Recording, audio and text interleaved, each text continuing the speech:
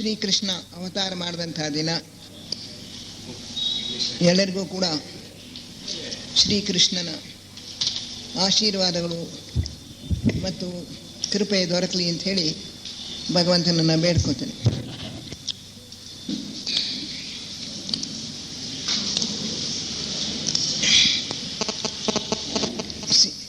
ಗಡಿಯಾರ ಬೇಕು. ಸಿಟಿ ಲಾಡ್ಜಿನ ಕಾರ್ಯದರ್ಶಿಯವರೇ, ಸಹೋದರ ಸಹೋದರಿಯರೇ,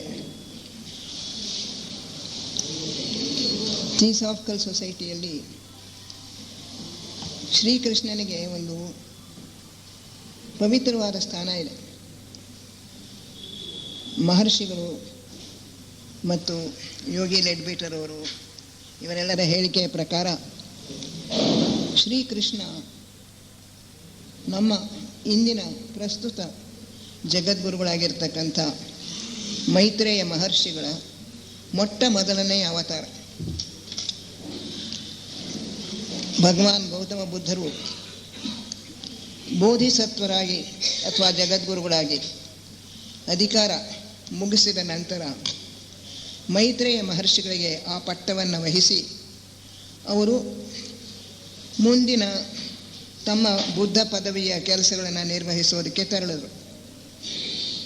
ಮೈತ್ರೇಯ ಮಹರ್ಷಿಗಳು ಯಾವ ಜಗದ್ಗುರುವೇ ಆಗಲಿ ಮೊಟ್ಟ ಮೊದಲನೆಯ ಜನ್ಮವನ್ನು ಶಿಶುವಾಗಿ ಹುಟ್ಟಿ ದೊಡ್ಡವನಾಗಿ ಆಗಬೇಕು. ಅವರು ಬೇರೆ ಅವತಾರಗಳಲ್ಲಿ ತಮ್ಮ ಶಿಷ್ಯ ಯಾವುದಾದ್ರೂ ಒಬ್ಬ ಪ್ರಬುದ್ಧ ಶಿಷ್ಯನ ದೇಹವನ್ನು ಪ್ರವೇಶಿಸಿ ಅವರು ಉಪದೇಶ ಮಾಡ್ಬೋದು. ಉದಾಹರಣೆಗೆ ಜೀಸಸ್ ಎಂಬ ಶಿಷ್ಯನ ದೇಹವನ್ನು ಪ್ರವೇಶಿಸಿ ಸುಮಾರು 3 ವರ್ಷಗಳ ಕಾಲ ಉಪದೇಶ ಮಾಡಿದ್ರು. ಅದು ಅನಂತರ ನಡೆದದ್ದು. ಶ್ರೀಕೃಷ್ಣನ ಅವತಾರ ಅದಕ್ಕಿಂತ ಮೊದಲೇ ನಡೆದದ್ದು. ಭಾರತ ದೇಶದಲ್ಲಿ ಮೈತ್ರೇಯ ಮಹರ್ಷಿಗಳು ಸ್ವತಃ ಶಿಶುವಿನ ಜನ್ಮವನ್ನು ತಾಳಿ ಬಾಲಕೃಷ್ಣನಾಗಿ ಲೀಲೆಗಳನ್ನು ತೋರಿಸಿ ಚಿಕ್ಕ ವಯಸ್ಸಿನಲ್ಲೇ ಅವರು ಹೊರಟೋದ್ರು ಅಂತ ಹೇಳಿ ಆ್ಯನಿ ಬೆಸೆಂಟ್ರು ಬರೆದಿದ್ದಾರೆ. ಸುಮಾರು 18-20 ವರ್ಷಕ್ಕೆ ಅವರು ಹೊರಟೋಗಿರಬೇಕು. ಭಾರತದ ಶ್ರೀಕೃಷ್ಣನೇ ಬೇರೆ, ಮಹಾಭಾರತದ ಶ್ರೀಕೃಷ್ಣನೇ ಬೇರೆ. ಅದು ವ್ಯಾಸರು ಬೇರೆ ಒಬ್ಬ ಶರೀರವನ್ನು ಪ್ರವೇಶಿಸಿ ಮಾಡಿದಂಥ ಒಂದು ಅವತಾರ. ಈ ಭಾರತದ ಅವತಾರ ನಡೆದಿರೋ ಕಾಲವೇ ಬೇರೆ, ಶ್ರೀಕೃಷ್ಣನ ಜನ್ಮವೇ ಬೇರೆ. ಶ್ರೀಕೃಷ್ಣ ಬಾಲಕೃಷ್ಣ ಮೊಟ್ಟ ಮೊದಲನೆಯ ಅವತಾರವಾದ್ದರಿಂದ ಮೈತ್ರೇಯ ಮಹರ್ಷಿಗಳ ಮೊದಲನೇ ಅವತಾರ. ಆಗ ಭಾರತ ದೇಶದಲ್ಲಿ ಈ ಶಂಕರಾಚಾರ್ಯರವರೆಲ್ಲರ ಪ್ರಭಾವದಿಂದ ವೇದಾಂತ ತತ್ವಕ್ಕೆ ಬಹಳ ಪ್ರಾಶಸ್ತ್ಯ ಬಂದಿದ್ದು, ಜ್ಞಾನ ಮಾರ್ಗವೇ ಪ್ರಧಾನವಾಗಿಬಿಟ್ಟು ವಿಚಾರ ಚರ್ಚೆ ಅದರಲ್ಲೇ ಜನರು ಮುಳುಗೋಗ್ಬಿಟ್ಟಿತ್ತು. ಭಕ್ತಿ ಬಹಳ ಕಡಿಮೆ ಆಗಿಬಿಟ್ಟಿತ್ತು. ಭಕ್ತಿ ಮತ್ತು ಪ್ರೇಮಗಳನ್ನು ಜನರ ಮನಸ್ಸಿನಲ್ಲಿ ಮೂಡಿಸೋದಕ್ಕೋಸ್ಕರ ಮೈತ್ರೇಯ ಮಹರ್ಷಿಗಳು ಶ್ರೀಕೃಷ್ಣನಾಗಿ ಅವತರಿಸಿದರು. ಮೈತ್ರೇಯ ಮಹರ್ಷಿಗಳ ಪ್ರಧಾನ ಗುಣ ಅಂತ ಹೇಳಿದ್ರೆ ಭಕ್ತಿ ಪ್ರೇಮ, ಅಪಾರವಾದ ಪ್ರೇಮ, ಅಪಾರವಾದ ಭಕ್ತಿ. ಇದು ಮೈತ್ರೇಯ ಮಹರ್ಷಿಗಳ ಮುಖ್ಯ ಲಕ್ಷಣಗಳು. ಶ್ರೀಕೃಷ್ಣ ಮಗುವಾಗಿದ್ದಾಗಲೇ ಅನೇಕ ಲೀಲೆಗಳನ್ನು ತೋರಿಸಿ ಎಲ್ಲರ ಮನಸ್ಸನ್ನು ಗೆದ್ದುಕೊಂಡ್ಬಿಟ್ಟ. ಅನೇಕ ಋಷಿಗಳು ಗೋಪಿಕೆಯರಾಗಿ ಹುಟ್ಟಿದ್ರು. ಅವರೆಲ್ಲರೂ ಕೂಡ ಶ್ರೀಕೃಷ್ಣನನ್ನು ಆರಾಧಿಸ್ತಾ ಇದ್ದರು. ರಾಧೆ ಶ್ರೀಕೃಷ್ಣನ ಅವನಲ್ಲಿ ಭಕ್ತಿಯನ್ನು ತೋರಿಸಿದ್ಲು. ಹೀಗೆ ಎಲ್ಲರ ಮನಸ್ಸಿನಲ್ಲಿಯೂ ಭಕ್ತಿ ಪ್ರೇಮಗಳನ್ನು ಮೂಡಿಸಿ ಶ್ರೀಕೃಷ್ಣ ಒಂದು ಕ್ರಾಂತಿಯನ್ನೇ ಉಂಟು ಮಾಡಿದ ಭಾರತೀಯರ ಮನಸ್ಸಿನಲ್ಲಿ. ಆದ್ದರಿಂದ ಇವನಿಗೆ ಅನಾದಂತರ ಭಕ್ತಿ ಭಾರತದಲ್ಲಿ ಪ್ರಧಾನವಾಯಿತು. ಬೇಕಾದಷ್ಟು ಜನ ಸಂತರು ಅವರೆಲ್ಲ ಹುಟ್ಟಿ ಭಕ್ತಿಯನ್ನು ಪ್ರಚಾರ ಮಾಡಿದ್ರು. ಇಂದಿಗೂ ಕೂಡ ಶ್ರೀಕೃಷ್ಣನ ಹೆಸರನ್ನು ಕೇಳಿದ್ರೆ, ಆ ಬಾಲಕೃಷ್ಣನ ಲೀಲೆಗಳನ್ನು ವಿವರಿಸಿದ್ರೆ ಅನೇಕರು ಕಣ್ಣಲ್ಲಿ ಬಾಷ್ಪಗಳನ್ನು ಸುರಿಸ್ತಾರೆ. ಇಂತಹ ಒಂದು ಪವಿತ್ರ ದಿನ, ಅವನು ಹುಟ್ಟಿದಂಥ ದಿನ. ಇದನ್ನು ನಾವು ಬಹಳ ಭಕ್ತಿಯಿಂದ ಸ್ಮರಿಸ್ಕೊಳ್ಬೇಕು. ಇಂದಿನ ವಿಷಯವಾದ ಏಕಾಗ್ರತೆ, ಅದಕ್ಕೆ ಸಂಬಂಧಪಟ್ಟಂತೆಯೂ ಕೂಡ ವ್ಯಾಸರ ರೂಪದಲ್ಲಿ ಶ್ರೀಕೃಷ್ಣ ಅವತಾರ ಮಾಡಿ, ವ್ಯಾಸರು ಶ್ರೀ ಭಗವತ್ ಭಾರತದಲ್ಲಿ ಶ್ರೀಕೃಷ್ಣನಾಗಿ ಉಪದೇಶ ಮಾಡಿದ್ದು ಅರ್ಜುನನಿಗೆ. ಅದರಿಂದಲೂ ಕೂಡ ಒಂದೆರಡು ಶ್ಲೋಕಗಳನ್ನು ನಾನು ನನ್ನ ಭಾಷಣದಲ್ಲಿ ತೆಗೆದುಕೊಳ್ತೇನೆ. ಏಕಾಗ್ರತೆ, ಇದಕ್ಕೆ ಸಹಾಯಕ ಸಾಧನಗಳು ಯಾವುದು ಅನ್ನೋದು ಇಂದಿನ ವಿಷಯ. ಮನಸ್ಸು ಸ್ವಭಾವತಃ ಬಹಳ ಚಂಚಲ, ನಮಗೆಲ್ರಿಗೂ ಗೊತ್ತಿರುವಂಥದ್ದೇ. ನೀವೇನಾದರೂ ಒಂದು ಪುಸ್ತಕ ಓದೋಕೆ ಕೂತ್ಕೊಂಡ್ರೆ ಒಂದೇ ಸಮ ಅದನ್ನು ಹಿಡಿದು ಓದೋಕ್ಕಾಗಲ್ಲ. ಸ್ವಲ್ಪ ಹೊತ್ತಿಗೆಲ್ಲ ನಿದ್ದೆ ಬರುತ್ತೆ, ಅಥವಾ ಬೇರೆ ಬೇರೆ ಕಡೆ ಮನಸ್ಸು ಓಡಾಡುತ್ತೆ. ಧ್ಯಾನಕ್ಕೆ ಕೂತಾಗ್ಲಂತೂ ಕೂಡ ಒಂದೆರಡು ನಿಮಿಷ ಕಾಲ ನಮಗೆ ಆ ವಿಷಯದ ಮೇಲೆ ಧ್ಯಾನ ಮಾಡೋಕ್ಕೆ ಸಾಧ್ಯವಾಗುತ್ತೋ ಏನೋ. ಒಂದೆರಡು ನಿಮಿಷ ಆದಮೇಲೆ ನಾವು ನೋಡಿಕೊಂಡ್ರೆ ಮನಸ್ಸು ಎಲ್ಲೆಲ್ಲೋ ಹೊರಟೇ ಹೋಗಿರುತ್ತೆ. ಅಮೇರಿಕಾಗೆ ಹೋಗಿರುತ್ತೆ, ಯುರೋಪ್ಗೆ ಹೋಗಿರುತ್ತೆ, ನಮ್ಮ ಅಂಗಡಿಗೆ ಹೋಗಿರುತ್ತೆ, ಅಥವಾ ನಮ್ಮ ಮನೆಗೆ ಹೋಗಿರುತ್ತೆ. ಎಲ್ಲ ರೀತಿಯಾದಂಥ ಚಿಂತೆಗಳು, ಸಮಸ್ಯೆಗಳು, ಇದನ್ನೆಲ್ಲ ಕುರಿತು ಯೋಚನೆ ಮಾಡ್ತಾ ಇರುತ್ತೆ. ಯಾವ್ಯಾವುದಕ್ಕೆ ನಮ್ಮ ಗಮನ ಕೊಟ್ಟಿರೋಲ್ವೋ, ಸಾಕಾದಷ್ಟು ಕಾಲ ಸಿಕ್ಕಿರೋಲ್ವೋ, ಅಂಥ ಸಮಸ್ಯೆಗಳೆಲ್ಲ ಬಂದು ಧ್ಯಾನ ಕಾಲದಲ್ಲಿ ನಮ್ಮ ಮನಸ್ಸಿನ ಮುಂದೆ ಕೂತ್ಕೊಂಡ್ಬಿಡುತ್ತೆ. ನನಗೆ ಮೊದಲು ನೀನು ಗಮನ ಕೊಡು, ಆಮೇಲೆ ನನಗೆ ಧ್ಯಾನ ಮಾಡು ಅಂತ ಹೇಳುತ್ತೆ. ಹೀಗೆ ಮನಸ್ಸು ಒಂದು ವಿಷಯದಿಂದ ಒಂದು ವಿಷಯಕ್ಕೆ, ಒಂದು ಚಿಟ್ಟೆ ಹೇಗೆ ಒಂದು ಹೂವಿನಿಂದ ಮತ್ತೊಂದು ಹೂವಿಗೆ ಮಕರಂದವನ್ನು ಹೀರೋಕ್ಕೋಸ್ಕರ ಹಾರಾಡ್ತಾ ಇರುತ್ತೋ, ಹಾಗೆ ನಮ್ಮ ಮನಸ್ಸು ಒಂದು ವಿಷಯದಿಂದ ಮತ್ತೊಂದು ವಿಷಯಕ್ಕೆ ಹಾರಾಡ್ತಾ ಇರುತ್ತೆ. ಅದನ್ನು ಶ್ರೀಕೃಷ್ಣ ಹೇಳ್ತಾನೆ, ನೀನು ಒಂದೇ ವಿಷಯದ ಮೇಲೆ ಕುರಿತು ಧ್ಯಾನ ಮಾಡು, ಯೋಗ ಮಾಡು ಅಂತೆಲ್ಲ ಹೇಳಿದಾಗ, ಹೇಗೆ ಮಾಡಲಿ? ಚಂಚಲಂ ಹಿ ಮನಃ ಕೃಷ್ಣ ಪ್ರಮಾತಿ ಬಲವದೃಢಂ ತಸ್ಯ ನಿಗ್ರಹಂ ಮನ್ಯೆ ವಾಯೋರಿವ ಸುದುಷ್ಕರಂ. ಈ ಮನಸ್ಸು ಅನ್ನೋದು ಬಹಳ ಚಂಚಲ ಕೃಷ್ಣ. ಆ ಮನಸ್ಸಿಗೆ ಬಹಳ ಬಲ ಇದೆ, ಬಲವದೃಢಂ, ತುಂಬ ಬಲ ಇದೆ ಇದಕ್ಕೆ. ಇದನ್ನು ನಿಗ್ರಹಿಸುವುದು ಬಹಳ ಕಷ್ಟ. ವಾಯೋರಿವ ಸುದುಷ್ಕರಂ ಸಸ್ಯ ನಿಗ್ರಹಂ ಮನ್ಯೆ ವಾಯೋರಿವ ಸುದುಷ್ಕರಂ. ಗಾಳಿನ ಹಿಡಿದು ನಿಲ್ಲಿಸೋದು ಎಷ್ಟು ಕಷ್ಟವೋ, ದುಷ್ಕರವೋ, ಈ ಮನಸ್ಸನ್ನು ಹಿಡಿದು ನಿಲ್ಲಿಸೋದು ಕೂಡ ಅಷ್ಟೇ ಕಷ್ಟ ಅಂತ ಹೇಳ್ತಾರೆ. ಅದಕ್ಕೆ ಶ್ರೀಕೃಷ್ಣ ಒಪ್ಕೋತಾನೆ, ಹೌದು, ಮನಸ್ಸು ನಿಜವಾಗಿಯೂ ಬಹಳ ಚಂಚಲ. ಇದನ್ನು ಗೆಲ್ಲಬೇಕಾದ್ರೆ ಬಹಳ ಪ್ರಯತ್ನ ಬೇಕು, ದೀರ್ಘಕಾಲದ ಶ್ರಮ ಬೇಕು, ಸಾಧನೆ ಬೇಕು. ಅಭ್ಯಾಸೇನತು ಕೌಂತೆಯ, ಅಭ್ಯಾಸ ವೈರಾಗ್ಯ, ವೈರಾಗ್ಯೇಣ ಚ ಅಭ್ಯಾಸೇನ. ಇದರಿಂದ ಅಭ್ಯಾಸ ಮತ್ತು ವೈರಾಗ್ಯ, ಪ್ರಾಕ್ಟೀಸ್, ಆಮೇಲೆ ಜೊತೆಗೆ ರೆನೌನ್ಸಿಯೇಷನ್, ಇದು ಎರಡರ ಮೂಲಕ ನಾವು ಮನಸ್ಸನ್ನು ಗೆಲ್ಲೋದಕ್ಕೆ ಸಾಧ್ಯ. ಅದನ್ನು ಒಂದು ಕಡೆ ಹಿಡಿದು ನಿಲ್ಲಿಸೋದಕ್ಕೆ ಸಾಧ್ಯ. ನಿರಂತರವಾಗಿರ್ತಕ್ಕಂಥ ಅಭ್ಯಾಸ ಬೇಕು, ಜೊತೆಗೆ ವೈರಾಗ್ಯನೂ ಬೇಕು. ಎಲ್ಲಿಯವರೆಗೆ ನಾವು ಈ ಪ್ರಪಂಚದ ವಿಷಯಗಳಿಗೆ ಅಂಟ್ಕೊಂಡಿರ್ತೀವೋ ಅಲ್ಲಿಯವರೆಗೂ ಕೂಡ ಉನ್ನತ ವಿಷಯಗಳ ಮೇಲೆ ನಮಗೆ ಮನಸ್ಸನ್ನು ಏಕಾಗ್ರ ಮಾಡೋದಕ್ಕೆ ಸಾಧ್ಯ ಆಗೋದಿಲ್ಲ. ಪ್ರಾಪಂಚಿಕ ವಿಷಯಗಳಲ್ಲೇ ನಮ್ಮ ಮನಸ್ಸು 24 ಗಂಟೆನೂ ಮಗ್ನವಾಗಿರುತ್ತೆ. ಹಗಲಿನಲ್ಲೆಲ್ಲ ಅದೇ ಚಿಂತೆ ಮಾಡ್ತೀವಿ, ರಾತ್ರಿ ನಿದ್ದೆ ಮಾಡಿದಾಗಲೂ ಅದೇ ಬರ್ತಾ ಇರುತ್ತೆ ಕನಸಿನಲ್ಲಿ, ಅಥವಾ ಮಧ್ಯೆ ಎಚ್ಚರಾದಾಗ ನೋಡ್ಕೊಳ್ಳಿ, ಯಾವ್ಯಾವುದೋ ಸಮಸ್ಯೆಗಳು ಬಂದು ನಿಮ್ಮನೆ ಮುಂದೆ ನಿಂತಿರುತ್ತೆ. ಮರ್ತು ಹೋಗಿರುವಂಥ ವಿಷಯಗಳೆಲ್ಲ ಜ್ಞಾಪಕಕ್ಕೆ ಬರುತ್ತೆ. ಹೀಗೆ ಈ ಮನಸ್ಸನ್ನು ಗೆಲ್ಲಬೇಕಾದ್ರೆ ಬಹಳ ಕಷ್ಟ. ಯಾಕೆ ಅಂದರೆ ಅನೇಕ ಜನ್ಮಗಳಿಂದ ನಾವು ಮನಸ್ಸು ಎಲ್ಲಿ ಹೋಗಬೇಕಾದ್ರೆ ಅದು ಎಲ್ಲಿ ಬೇಕಾದ್ರೆ ಅಲ್ಲಿ ಹೋಗೋಕೆ ಬಿಟ್ಟುಬಿಟ್ಟಿದ್ದೀವಿ. ಪೂರ್ಣ ಅದಕ್ಕೆ ಸ್ವಾತಂತ್ರ್ಯ ಕೊಟ್ಬಿಟ್ಟಿದ್ದೀವಿ. ಅಲ್ಲದೆ ಮನಸ್ಸು ಬೆಳೀಬೇಕಾದ್ರೆ ಇಂತಹ ವಿಷಯದಿಂದ ವಿಷಯಕ್ಕೆ ಹಾರೋ ಒಂದು ಅದು ತಿಳ್ಕೋಬೇಕು. ತಿಳುವಳಿಕೆ, ತಿಳಿಯೋ ಶಕ್ತಿ ಮನಸ್ಸಿನಲ್ಲಿ ಬೆಳೀಬೇಕು, ವಿಚಾರ ಶಕ್ತಿ ಬೆಳೀಬೇಕು. ಒಂದೊಂದು ವಿಷಯದ ಮೇಲೂ ಕೂಡ ಅದನ್ನು ಏನಾದರೂ ಇದು ಯಾತಕ್ಕಿದೆ, ಸೂರ್ಯ ಯಾಕೆ ಹುಟ್ಟುತ್ತಾನೆ, ಸೂರ್ಯ ಯಾಕೆ ಮುಳುಕೋತಾನೆ, ಅವನು ಎಲ್ಲಿಂದ ಬಂದ, ಎಲ್ಲಿಗೆ ಹೋಗ್ತಾನೆ, ಈಗ ಎಲೆ ಯಾಕೆ ಹಸಿರಾಗಿದೆ, ಈ ಹೂ ಯಾಕೆ ಕೆಂಪಾಗಿದೆ, ಇದು ಯಾಕೆ ಸಾಯಂಕಾಲ ಆದರೆ ಬಾಡೋಗುತ್ತೆ. ಇಂಥ ಅನೇಕ ವಿಷಯಗಳನ್ನು ಮನುಷ್ಯ ಯೋಚನೆ ಮಾಡಿ ಮಾಡಿ ಮಾಡಿ ತಿಳ್ಕೊಂಡಿದ್ದಾನೆ. ವಿಜ್ಞಾನ ಬೆಳೆದಿರೋದೇ ಅದರಿಂದ, ಸಂಶೋಧನೆಯಿಂದ, ವೀಕ್ಷಣೆ, ಪ್ರಯೋಗ, ಇವುಗಳ ಮೂಲಕ ವಿಜ್ಞಾನ ಬೆಳೀತು. ಹಾಗೆ ಮನಸ್ಸು ತತ್ವ ವಿಚಾರಗಳನ್ನು ಕೂಡ ಕ್ರಮೇಣ ಯೋಚನೆ ಮಾಡಿ ಮಾಡಿ ತಿಳ್ಕೊಂತು. ಹೀಗೆ ಈ ಮನಸ್ಸು ವಿಷಯದಿಂದ ವಿಷಯಕ್ಕೆ ಹಾರಿ ಅದನ್ನು ಅದರ ವಿಷಯವಾಗಿ ಆಳವಾಗಿ ಹೊಕ್ಕು ಅದೇನು ಅಂತ ತಿಳ್ಕೊಳ್ಳೋಕ್ಕೆ ಪ್ರಯತ್ನ ಪಟ್ಟು ಅದರ ಮೂಲಕ ಅದು ಬೆಳಿಬೇಕಾಗಿದೆ. ಆ ರೀತಿ ಬೆಳ್ಕೊಂಡು ಬಂದಿದೆ ಇದುವರೆಗೂ ಮನಸ್ಸು. ಹೀಗೆ ವಿಷಯದಿಂದ ವಿಷಯಕ್ಕೆ ಹಾರಿನೇ ಅದು ತಿಳ್ಕೋಬೇಕು. ಇಲ್ಲಾಂದರೆ ಒಂದೇ ವಿಷಯದ ಮೇಲೆ ಅದು ನಿಂತು ಬಿಟ್ಟಿದ್ದಿದ್ರೆ ನಮಗೆ ಬೇರೆ ಏನೂ ಗೊತ್ತೇ ಆಗ್ತಾ ಇರಲಿಲ್ಲ. ಮಗು ಒಂದೇ ಒಂದು ವಸ್ತುವನ್ನು ಹಿಡ್ಕೊಂಡು ಅದನ್ನೇ ನೋಡ್ತಾ ಇದ್ರೆ ಅದೇ ಹೇಗೆ ನೋಡೋದಕ್ಕೆ ಕಲಿಯುತ್ತೆ, ಕೇಳೋದಕ್ಕೆ ಕಲಿಯುತ್ತೆ, ಆಟ ಆಡೋಕ್ಕೆ ಕಲಿಯುತ್ತೆ. ಅನೇಕ ವಿಷಯಗಳ ಮೇಲೆ ಅದರ ಮನಸ್ಸು ಹರಿತಾ ಇರಬೇಕು. ಈ ರೀತಿ ನಾವು ಮನಸ್ಸನ್ನು ಹರಿಬಿಟ್ಟು ಅದರ ಮೂಲಕ ಅದನ್ನು ಬೆಳೆಸ್ಕೊಂಡು ಬಂದಿದ್ದೇವೆ.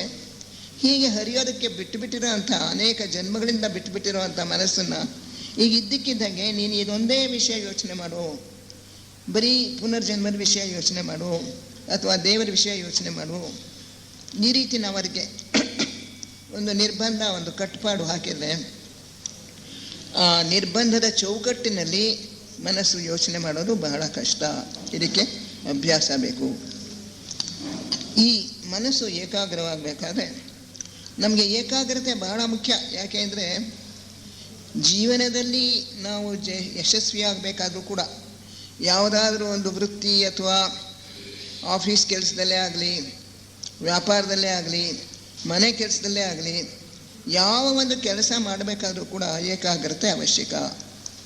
ಅಡುಗೆ ಮಾಡುವಾಗ ನಾವು ಏಕಾಗ್ರ ಮನಸ್ಸು ಇಲ್ಲದೆ ಹೋದರೆ ಉಪ್ಪು 2 ಸಲ ಹಾಕ್ಬಿಡ್ತೀವಿ ಅಥವಾ ಸೀಸಿ ಬಿಡ್ತೀವಿ ಪದಾರ್ಥಗಳನ್ನು. ಇಲ್ಲ ಅಂತ ಹೇಳಿದರೆ ರುಚಿ ಸರಿಯಾಗಿಲ್ಲದೆ ಹಾಗೆ ಅರ್ಧಂಬರ್ಧ ಬೆಂದಿರೋ ಹಾಗೆ ಹೀಗೆಲ್ಲ ಅಡುಗೆ ಮಾಡಿ ಇಟ್ಬಿಡ್ತೀವಿ. ಪೂರ್ಣವಾದ ಏಕಾಗ್ರತೆ ಅಡುಗೆ ಮಾಡುವಾಗಲೂ ಬೇಕು, ಗಮನ ಬೇಕು. ಕಾನ್ಸ್ಟೆಂಟ್ ಅಟೆನ್ಷನ್, ನಿರಂತರವಾಗಿರ್ತಕ್ಕಂಥ ಗಮನ ಬೇಕು. ವ್ಯಾಪಾರದಲ್ಲೂ ಅಷ್ಟೇ, ನಷ್ಟ ಮಾಡ್ಕೊಳ್ಳದೆ ಇರಬೇಕಾದ್ರೆ ಮನಸ್ಸು ಚುರುಕಾಗಿ ಕೆಲಸ ಮಾಡ್ತಾ ಇರಬೇಕು. ಆ ಗಿರಾಕಿಯನ್ನು ನೋಡ್ಕೊತಿರ್ಬೇಕು. ಆ ವ್ಯಾಪಾರದ ಒಂದು ವೃತ್ತಿ ಅದರಲ್ಲಿ ಪೂರ್ಣವಾದ ಪಳಗಿರಬೇಕು. ಲಾಭ ಪಡ್ಕೊಳ್ಳೋ ಹಾಗೆ, ನಷ್ಟ ಆಗದೆ ಇರೋ ಹಾಗೆ ಒಳ್ಳೆಯ ಸಾಮಾನನ್ನು ನಾವು ಮಾರಬೇಕು. ಅದಕ್ಕೂ ಕೂಡ ಏಕಾಗ್ರತೆ ಬೇಕು. ಆಫೀಸ್ ಕೆಲಸದಲ್ಲಿ ಏಕಾಗ್ರತೆ ಬೇಕು. ಹೀಗೆ ಒಂದೊಂದು ಯಾವ ಒಂದು ಕೆಲಸವನ್ನು ಮಾಡಬೇಕಾಗೋದು ಕೂಡ ಏಕಾಗ್ರತೆ ಅವಶ್ಯಕ. ಆ ಕೆಲಸ ಮಾಡುವಾಗ ಸ್ವಲ್ಪ ಮನಸ್ಸು ಏಕಾಗ್ರವಾಗಿರುತ್ತೆ. ಆಮೇಲೆ ಪುನಃ ಆ ಕಡೆ ಈ ಕಡೆ ಹೊರಟೋಗ್ಬಿಟ್ಟು ನಮಗೆ ಬೇಕಾಗಿರುವಂಥ ಒಂದು ವಿಷಯವನ್ನೇ ಕುರಿತು ಚಿಂತಿಸು ಅಂತ ಹೇಳಿದ್ರೆ, ಅದರಲ್ಲಿ ಅದಕ್ಕೆ ಆಸಕ್ತಿ ಇಲ್ಲದೆ ಹೋದರೆ ಅದು ಏಕಾಗ್ರ ಆಗೋದಿಲ್ಲ. ಉದಾಹರಣೆಗೆ ಧ್ಯಾನಕ್ಕೆ ನಾವು ತಗೊಳ್ಳುವಂಥ ವಿಷಯಗಳೆಲ್ಲ ಸ್ವಲ್ಪ ನೀರಸವಾಗಿರ್ತವೆ. ಅದರಲ್ಲಿ ನಮಗೆ ಸುಖ ಕೊಡುವಂಥದ್ದು ಏನೂ ಇಲ್ಲ, ಇಂದ್ರಿಯ ಸುಖ ಕೊಡುವಂಥದ್ದು ಏನೂ ಇರೋದಿಲ್ಲ. ಆದ್ದರಿಂದ ಅದೇನಾಗುತ್ತೆ, ಮನಸ್ಸು ಈ ಕಡೆ ಆ ಕಡೆ ಹೊರಟು ಹೋಗ್ತಾ ಇರುತ್ತೆ. ಯೋಗಾಭ್ಯಾಸ ಮಾಡೋರಿಗೆ ಧ್ಯಾನದ ವಿಷಯಗಳಲ್ಲಿ ಅಂದರೆ ಅಧ್ಯಾತ್ಮ ವಿಷಯಗಳಲ್ಲಿಯೂ ಕೂಡ ಏಕಾಗ್ರತೆ ಬರಬೇಕು. ಒಂದು ಕಥೆ ಪುಸ್ತಕ ಓದುವಾಗ ಏಕಾಗ್ರತೆ ಸ್ವಲ್ಪ ಬರೋದು ಸುಲಭ. ನನಗೆ ಜ್ಞಾಪಕ ಇದ್ದಂಗೆ ನಾನು ಅನೇಕ ಡಿಟೆಕ್ಟಿವ್ಸ್ ನಾವೆಲ್ಸ್ ಓದ್ತಾ ಇದ್ದೆ, ಪತ್ತೇದಾರಿ ಕಾದಂಬರಿಗಳು. ಆ ಪತ್ತೇದಾರಿ ಕಾದಂಬರಿ ಶರ್ಲಾಕ್ ಹೋಮ್ಸ್ ಇನ್ನೊಂದು ಹಿಡ್ಕೊಂಡು ಕೂತ್ರೆ ಸುತ್ತ ಏನು ನಡೀತಾ ಇದೆ ಅನ್ನೋದು ಒಂದು ಚೂರು ಗೊತ್ತಾಗ್ತಾ ಇರಲಿಲ್ಲ. ಪೂರ್ಣವಾಗಿ ಮನಸ್ಸು ಅದರಲ್ಲೇ ಮುಳುಗೋಗ್ಬಿಡ್ತಾ ಇತ್ತು. ಅದೇ ಒಂದು ಪಾಠದ ಪುಸ್ತಕ ತಗೊಂಡ್ರೆ ಅಥವಾ ತಿಯಾಶ್ರೀ ಒಂದು ಗ್ರಂಥ ತಗೊಂಡ್ರೆ ಅಷ್ಟು ಏಕಾಗ್ರತೆ ಬರೋಲ್ಲ. ಅದರಿಂದ ನಮಗೆ ಯಾವುದ್ರಲ್ಲಿ ಆಸಕ್ತಿ ಇದೆಯೋ ಅಂಥದ್ರಲ್ಲಿ ಬೇಕಾಗಿ ಏಕಾಗ್ರತೆ ಬಂದ್ಬಿಡುತ್ತೆ. ಆಸಕ್ತಿ ಇಲ್ಲದೇ ಇರೋವಂಥ ವಿಷಯದಲ್ಲಿ ನಾವು ಏಕಾಗ್ರತೆ ಬೆಳೆಸ್ಕೋಬೇಕು ಅಂದರೆ ಅದಕ್ಕೆ ಅಭ್ಯಾಸ ಮತ್ತು ವೈರಾಗ್ಯ ಎರಡೂ ಅಗತ್ಯ. ನಾವು ಆ ಮಟ್ಟಕ್ಕೆ ಬೆಳೆದಿಲ್ಲದೆ ಹೋದರೆ, ನಮ್ಮಲ್ಲಿ ವೈರಾಗ್ಯ ಉತ್ಪತ್ತಿ ಆಗಿಲ್ಲದೆ ಹೋದರೆ ಅಧ್ಯಾತ್ಮ ವಿಷಯಗಳ ಮೇಲೆ ಮನಸ್ಸನ್ನು ಕೇಂದ್ರೀಕರಿಸೋದು ಕಷ್ಟ. ಈ ಮನಸ್ಸು ಅನ್ನೋದನ್ನು ನಾವು ಸೂರ್ಯನ ಬೆಳಕಿಗೆ ಹೋಲಿಸ್ಬೋದು. ಈಗ ಸೂರ್ಯನ ಬೆಳಕು ಯಾವುದ್ರ ಮೇಲೆ ಬಿದ್ದರೆ ಅದನ್ನು ಪ್ರಕಾಶ ಮಾಡುತ್ತೆ, ಅದು ನಮಗೆ ಕಣ್ಣಿಗೆ ಗೋಚರವಾಗುವಂಗೆ ಮಾಡುತ್ತೆ. ಹಾಗೆ ಮನಸ್ಸನ್ನು ಯಾವ ವಿಷಯದ ಮೇಲೆ ನಾವು ಬಿಡ್ತೀವೋ, ಮನಸ್ಸಿನ ಆ ಒಂದು ಶಕ್ತಿಯನ್ನು, ಅದು ನಮಗೆ ಚೆನ್ನಾಗಿ ಅದನ್ನು ಅರ್ಥ ಮಾಡ್ಕೊಳ್ಳೋಕ್ಕೆ ಸಾಧ್ಯವಾಗುತ್ತೆ. ಈ ಸೂರ್ಯನ ಕಿರಣಗಳು ಅದರಲ್ಲಿ ಶಾಖ ಇದೆ. ಆ ಸೂರ್ಯನ ಕಿರಣಗಳು ಬಿದ್ದರೆ, ಈಗ ಇಲ್ಲೊಂದು ಪೇಪರ್ ಇಟ್ಟಿದ್ರೆ ಈ ಪೇಪರ್ ಹತ್ಕೊಂಡು ಉರಿಯಲ್ಲ, ಸುಮ್ಮನೆ ಇಟ್ಟಿದ್ರೆ ಪೇಪರ್ ಹತ್ಕೊಂಡು ಉರಿಯಲ್ಲ. ಆ ಥರ ಉರಿದಿದ್ರೆ ನ್ಯೂಸ್ ಪೇಪರ್ಗಳು ಎಲ್ಲನೂ ಯಾವ ಸಾಮಾನು ಇರೋಕ್ಕಾಗ್ತಾ ಇರಲಿಲ್ಲ, ಎಲ್ಲ ಹತ್ಕೊಂಡು ಉರಿದು ಹೋಗೋದು. ಆದರೆ ಅದೇ ಒಂದು ಪೇಪರ್ ಮೇಲೆ ಒಂದು ಪೀನ ಮಸೂರ ಕಾನ್ವೆಕ್ಸ್ ಲೆನ್ಸ್. ಒಳ್ಳೆ ಬ್ರೈಟ್ ಸನ್ಲೈಟ್, ಚೆನ್ನಾಗಿ ಬಿಸಿಲು ಕಾಯ್ತಾ ಇರುವಾಗ ಆ ಪೀನ ಮಸೂರವನ್ನು ಕಾಗದದ ಮೇಲೆ ನಾವು ಹಿಂಗೆ ಹಿಡ್ಕೊಂಡ್ರೆ ಸ್ವಲ್ಪ ಹೊತ್ತಿನ ಮೇಲೆ ಆ ಕಾಗದ ಹತ್ಕೊಂಡು ಉರಿಯೋಕ್ಕೆ ಪ್ರಾರಂಭ ಆಗುತ್ತೆ. ಅದು ಹೇಗಾಯಿತು? ಇದನ್ನು ಹೈಸ್ಕೂಲ್ನಲ್ಲಿ ನಮಗೆ ಎಕ್ಸ್ಪೆರಿಮೆಂಟ್ ಮಾಡಿ ತೋರಿಸ್ತಾರೆ. ನೀವು ಎಲ್ಲರೂ ನೋಡಿರ್ಬೋದು, ಇಲ್ಲಾಂದರೆ ಮನೇಲಿ ಹೋಗಿ ಮಾಡಿ ನೋಡಿ. ಒಂದು ಕಾನ್ವೆಕ್ಸ್ ಲೆನ್ಸ್ ಪೀನ ಮಸೂರ ಕೊಂಡ್ಕೊಂಡು ಅದನ್ನು ಪೇಪರ್ ಮೇಲೆ ಇಷ್ಟು ದೂರದಲ್ಲಿ ನೀವು ಹಿಡ್ಕೊಂಡ್ರೆ, ಸ್ವಲ್ಪ ದೂರದಲ್ಲಿ ಒಳ್ಳೆ ಬಿಸಿಲಿರಬೇಕು ಮಧ್ಯಾಹ್ನ ಟೈಮ್. ಆ ಬಿಸಿಲಿನ ಕಿರಣಗಳು ಎಲ್ಲ ದಿಕ್ಕಿನಲ್ಲೂ ಹೋಗ್ತಾ ಇರುತ್ತೆ, ಸೂರ್ಯನ ಕಿರಣಗಳು. ಯಾವಾಗ ಒಂದಷ್ಟು ಕಿರಣಗಳು ಆ ಮಸೂರದ ಮೇಲೂ ಬೀಳ್ತಾ ಇರುತ್ತೆ, ಆ ಮಸೂರ ಏನು ಮಾಡುತ್ತೆ, ಬೇರೆ ಬೇರೆ ದಿಕ್ಕುಗಳಲ್ಲಿ ಹರಿದು ಹೋಗ್ತಾ ಇರೋ, ಚಲಿಸ್ತಾ ಇರೋ ಆ ಕಿರಣಗಳನ್ನು ಒಂದೇ ಬಿಂದುವಿಗೆ ಬರೋ ಹಾಗೆ ಶೇಖರಿಸುತ್ತೆ. ಅದರ ಫೋಕಲ್ ಪಾಯಿಂಟ್ ಅಂತಿರುತ್ತೆ. ಆ ಒಂದು ಫೋಕಲ್ ಪಾಯಿಂಟ್, ಅದರ ಮೇಲೆ ಆ ಎಲ್ಲ ಈ ಕಡೆಯಿಂದ ಬಂದ ಕಿರಣ, ಆ ಕಡೆಯಿಂದ ಬಂದ ಕಿರಣ, ಎಲ್ಲ ಕಿರಣಗಳು ಕೂಡ ಒಂದೇ ಒಂದು ಬಿಂದುವಿನ ಮೇಲೆ ಶೇಖರವಾಗುವ ಹಾಗೆ ಮಾಡುತ್ತೆ ಆ ಮಸೂರ. ಆ ಯಾವ ಒಂದು ಬಿಂದುವಿನ ಮೇಲೆ ಆ ಸೂರ್ಯನ ಕಿರಣಗಳು ಶೇಖರ ಆಗ್ತಾ ಇದೆ, ಅಲ್ಲಿ ನಾವು ಒಂದು ಪೇಪರ್ ಇಟ್ಟರೆ ಸ್ವಲ್ಪ ಹೊತ್ತಿಗೆ ಆ ಶಾಖ ಎಲ್ಲ ಅಲ್ಲಿ ಕೇಂದ್ರೀಕೃತವಾಗೋದ್ರಿಂದ ಅದು ಹತ್ಕೊಂಡು ಉರಿಯೋದಕ್ಕೆ ಪ್ರಾರಂಭ ಆಗುತ್ತೆ. ಇದನ್ನು ನೋಡಿದಾಗ ಇದೇನು ಮ್ಯಾಜಿಕ್ಕು ಅಂತ ಅನಿಸುತ್ತೆ. ಮ್ಯಾಜಿಕ್ ಅಲ್ಲ, ಅದು ಸಹಜವಾಗಿ ನಡೆಯುವಂಥ ಒಂದು ಪ್ರಕ್ರಿಯೆ. ಎಲ್ಲ ಕಿರಣಗಳನ್ನು ಕೂಡ ಬೇರೆ ಬೇರೆ ದಿಕ್ಕುಗಳಲ್ಲಿ ಚಲಿಸ್ತಾ ಇರೋ ಎಲ್ಲ ಕಿರಣನೂ ಕೂಡ ಒಂದೇ ಕಡೆ ಶೇಖರಿಸಬೇಕು. ಆಗ ಅದಕ್ಕೆ ಅತ್ಯಂತ ಪ್ರಾಬಲ್ಯ ಬರುತ್ತೆ, ಬಲ ಬರುತ್ತೆ. ಆ ಶಾಖ ಬಹಳ ಹೆಚ್ಚಿನ ಮಟ್ಟಕ್ಕೆ ಹೋಗುತ್ತೆ, ಅದು ಹತ್ಕೊಂಡು ಉರಿಯುತ್ತೆ. ಹಾಗೆ ನಮ್ಮ ಮನಸ್ಸಿನ ಶಕ್ತಿ ಯಾವಾಗಲೂ ಚೆದರು ಹೋಗ್ತಾ ಇದೆ, ಎಲ್ಲ ದಿಕ್ಕುಗಳಲ್ಲೂ ಚೆದರು ಹೋಗ್ತಾ ಇದೆ.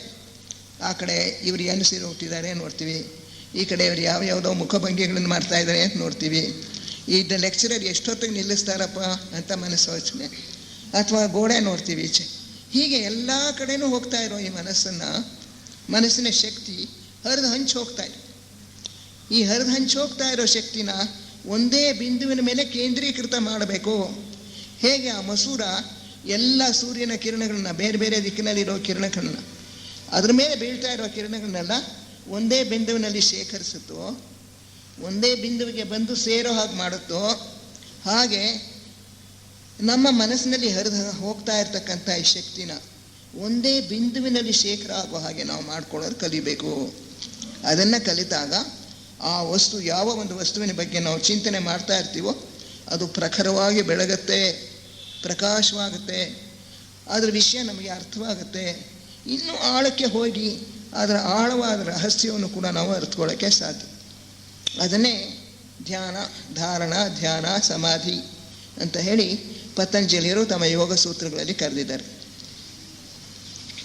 ಈ ಧಾರಣ, ಏಕಾಗ್ರತೆ, ಇದು ಸಾಧ್ಯವಾಗಬೇಕಾದ್ರೆ ಇದಕ್ಕೆ ಏನೇನು ಸಿದ್ಧತೆ ಬೇಕು?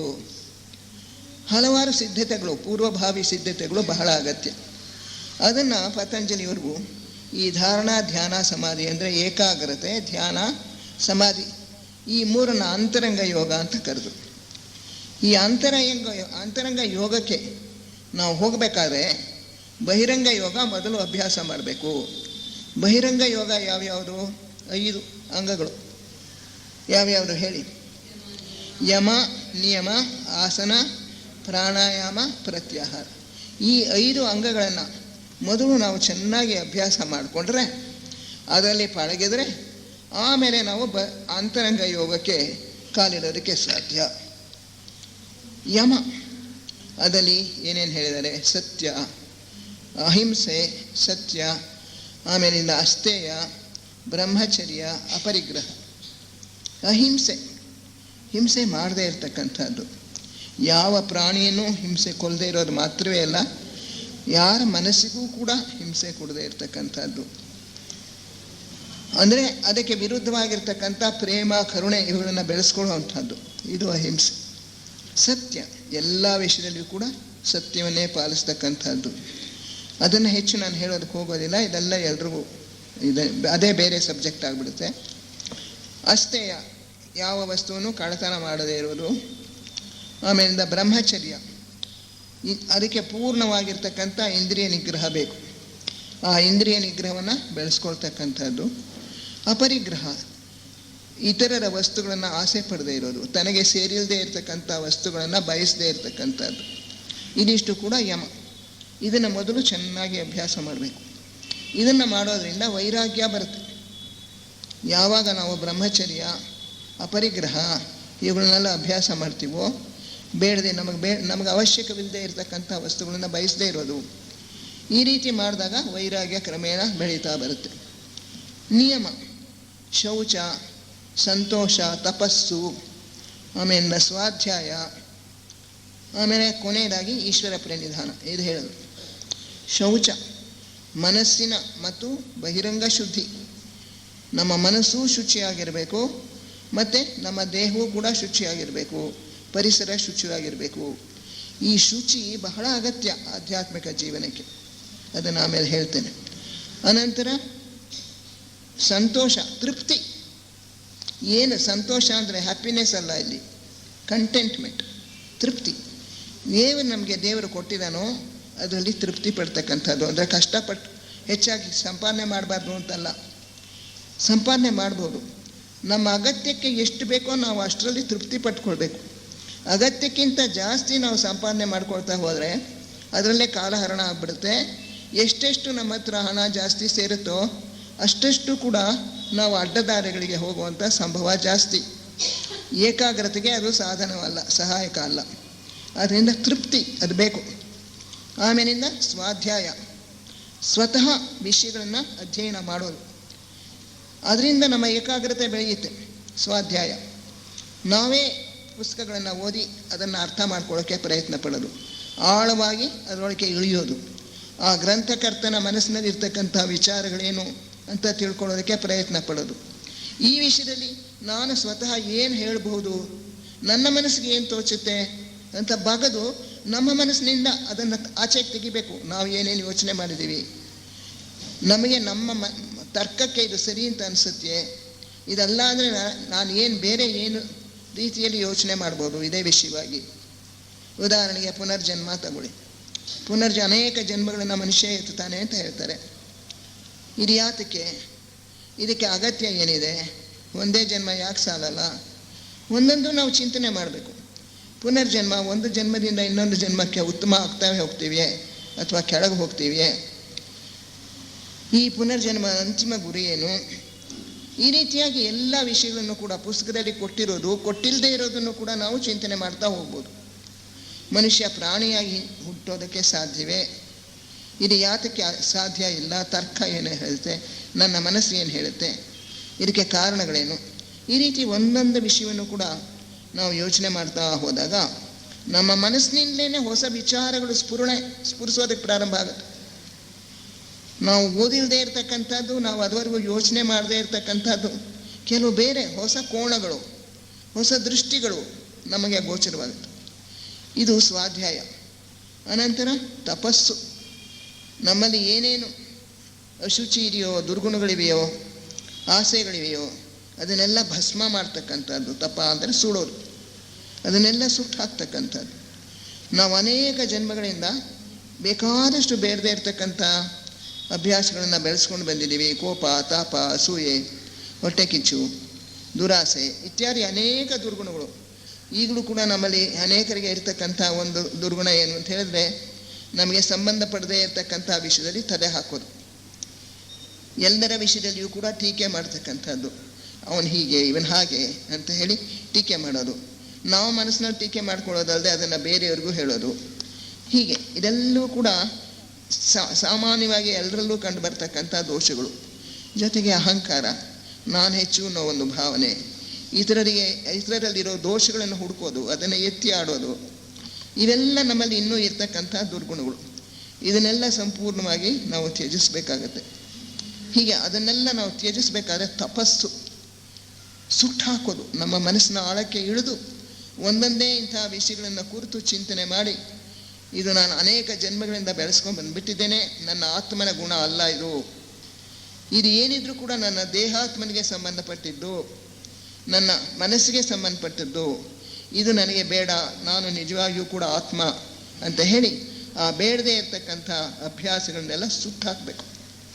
ಅದರ ಮೇಲೆ ನಿರಂತರವಾಗಿ ಗಮನ ಕೊಟ್ಟು, ಇದು ನನಗೆ ಬೇಡ ಅಂತ ಹೇಳಿ ಅದನ್ನು ತ್ಯಜಿಸಿ, ಇದು ನನ್ನದಲ್ಲ, ಇದು ನನ್ನ ಆತ್ಮನ ಸ್ವಭಾವವಲ್ಲ, ಎಲ್ಲಿಂದಲೋ ಬಂದು ಸೇರಿಕೊಂಡಿದೆ, ಇದು ಬೇಡ ಅಂತ ಹೇಳಿ ದೂರ ಇಡಬೇಕು. ಅನಂತರ ನಮ್ಮನ್ನು ಪುನಃ ಪ್ರವೇಶ ಮಾಡದೇ ಇರೋ ಹಾಗೆ ಎಚ್ಚರದಿಂದ ಇರಬೇಕು. ಇದೆಲ್ಲವೂ ಕೂಡ ತಪಸ್ಸಿನಲ್ಲಿ ಸೇರಿಕೊಳ್ಳುತ್ತೆ.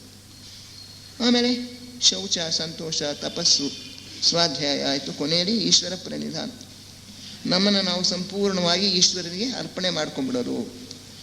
ಥಿಯಾಸಫಿಯಲ್ಲಿ ಹೇಳಿದ್ದಾರೆ, there is a god's plan. ದೈವ ಯೋಜನೆ ಒಂದಿದೆ. ಈ ದೈವ ಯೋಜನೆಗೆ ನಿನ್ನನ್ನು ನೀನು ಅರ್ಪಿಸ್ಕೋ. ಜೀವನ ಮುಕ್ತರಾಗಿರ್ತಕ್ಕಂಥ ಮಹರ್ಷಿಗಳೆಲ್ಲರೂ ಕೂಡ ಈ ದೈವ ಯೋಜನೆಯನ್ನು ಕಾರ್ಯಗತ ಮಾಡೋದಕ್ಕೋಸ್ಕರ ತಮ್ಮನ್ನು ತಾವು ಅರ್ಪಣೆ ಮಾಡಿಕೊಂಡಿದ್ದಾರೆ. ಅವರಿಗೆ ಜೀವನ್ಮುಕ್ತಿ ಪ್ರಾಪ್ತವಾಗಿದ್ದರೂ ಅವರು ಮುಂದಿನ ಲೋಕಗಳ ಆತ್ಮಲೋಕದಲ್ಲಿ ಆರಾಮವಾಗಿ ಕೂರ್ತಿರ್ಬೋದು, ಅಲ್ಲಿ ಕೆಲಸಗಳನ್ನು ಮಾಡ್ಕೊಂಡಿರ್ಬೋದು. ಈ ನಮ್ಮ ಭೂಮಿಯಲ್ಲಿ ಹುಟ್ಟಬೇಕಾದಂಥ ಅಗತ್ಯವಿಲ್ಲ. ಸೂಕ್ಷ್ಮ ಲೋಕಗಳಲ್ಲಿ ದುಃಖ ಅನ್ನೋದೇ ಇಲ್ವಂತೆ.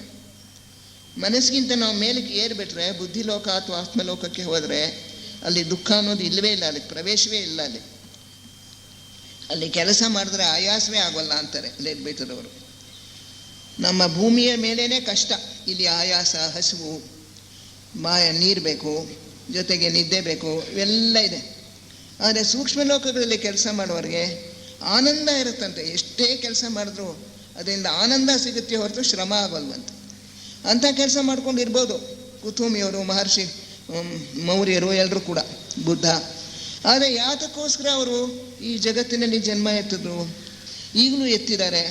ಸ್ಥೂಲ ದೇಹದಲ್ಲಿ ಅವರು ಇದ್ದುಕೊಂಡು ಅವ್ರಿಗೂ ಹಸಿವಾಗತ್ತೆ, ಅವ್ರಿಗೂ ಬಾಯಾರಿಕೆ ಆಗತ್ತೆ, ಅವರು ದೈನಂದಿಕ ದೇಹ ಶುಚಿ ಇದನ್ನೆಲ್ಲ ಗಮನಿಸಬೇಕು, ನಿದ್ದೆ ಮಾಡಬೇಕು. ಇಂಥ ಒಂದು ಈ ಕೆಳಗಿನ ಕಷ್ಟಗಳಿಗೆ ತಾವಾಗೇ ಯಾಕೆ ಸಿಕ್ಕಾಕೋತಾರೆ? ಅವರು ಜೀವನ್ಮುಕ್ತರಾಗಿರ್ಬೋದು, ಹಾಯಾಗಿ ಸೂಕ್ಷ್ಮ ಲೋಕದಲ್ಲಿ ಇರ್ಬೋದಲ್ಲ. ಅದಕ್ಕೆ ಅವ್ರು ಹೇಳ್ತಾರೆ, ನೀವೆಲ್ಲ ಕಷ್ಟಪಡ್ತಾ ಇದ್ದೀರಾ, ಅಜ್ಞಾನದಲ್ಲಿ ತೊಳಲಾಡ್ತಾ ಇದ್ದೀರಾ. ನಿಮ್ಮ ಅಜ್ಞಾನವನ್ನು ಹೋಗಲಾಡಿಸೋಕ್ಕೋಸ್ಕರ, ನಿಮಗೆ ದಾರಿ ತೋರಿಸೋಕ್ಕೋಸ್ಕರ ನಾವು ಸ್ಥೂಲ ದೇಹದಲ್ಲಿ ಜನ್ಮ ತಾಳ್ತೀವಿ ಅಂತೇಳಿ. ಅವರು ತಮ್ಮನ್ನು ತಾವು ತಮ್ಮ ಹೆಚ್ಚಿನ ಮೇಲ್ಮಟ್ಟದ ಸುಖವನ್ನು ತ್ಯಾಗ ಮಾಡಿ ಈ ಜಂಜಾಟದಿಂದ ಕೂಡಿರ್ತಕ್ಕಂಥ ಸಂಸಾರದಲ್ಲಿ, ಈ ಭವಸಾಗರದಲ್ಲಿ ಸಿಕ್ಕಾಕೊಳ್ಳದೆ ಇದ್ರೂ ಕೂಡ ಇಲ್ಲಿ ಜನ್ಮ ತಾಳ್ತಾರೆ. ಈ ಸ್ಥೂಲ ಲೋಕದಲ್ಲಿ ಜನ್ಮ ತಾಳಿ ನಮಗೆ ಉಪದೇಶ ಕೊಡುತ್ತಾರೆ. ಇದೆಲ್ಲವೂ ಕೂಡ ಯಾತಕ್ಕೋಸ್ಕರ ಅವರು ಮಾಡ್ತಾರೆ? ಈಶ್ವರ ಯೋಜನೆಗೆ ತಮ್ಮನ್ನು ತಾವು ಅರ್ಪಣೆ ಮಾಡ್ಕೊಂಡಿರೋದ್ರಿಂದ. ಈಶ್ವರ ಪ್ರಣಿಧಾನ ಅವರಲ್ಲಿ ಸಂಪೂರ್ಣವಾಗಿ ನಡೆದು ಹೋಗಿದೆ. ತಮ್ಮನ್ನು ತಾವು ಈಶ್ವರನಿಗೆ ಅರ್ಪಣೆ ಮಾಡ್ಕೊಂಡ್ಬಿಟ್ಟಿದ್ದಾರೆ. ಆ ಈಶ್ವರನ ಒಂದು ಯೋಜನೆ ಇದೆ. ಯಾರು ಈ ಸಮಸ್ತ ಜಗತ್ತನ್ನು ಸೃಷ್ಟಿ ಮಾಡಿದಾರೋ ಆ ಈಶ್ವರ, ಅವನು ಒಂದು ಯೋಜನೆಯ ಪ್ರಕಾರ ಈ ವಿಶ್ವವನ್ನು ನಡೆಸ್ಕೊಂಡು ಹೋಗ್ತಾ ಇದ್ದಾನೆ. ಆ ದೈವ ಯೋಜನೆ ಇದೆಯಲ್ಲ, ಅದು ಕಾರ್ಯಗತವಾಗಬೇಕು. ನಮ್ಮ ಹ್ಯೂಮನ್ ಕಿಂಗ್ಡಮ್ ಅಥವಾ ಮಾನವ ವರ್ಗವನ್ನು ತೆಗೆದುಕೊಂಡ್ರೆ ಇದರ ಯೋಜನೆ ಏನು? ಈ ಮನುಷ್ಯ ಅನ್ನೋನು ಅನೇಕ ಬೇರೆ ಬೇರೆ ವರ್ಗಗಳಿಂದ ಬಂದಿದ್ದಾನೆ. ಭೂತ ವರ್ಗಗಳು, ಅನಂತರ ಖನಿಜ ವರ್ಗ, ಆಮೇಲೆ ಸಸ್ಯ ವರ್ಗ, ಪ್ರಾಣಿ ವರ್ಗ.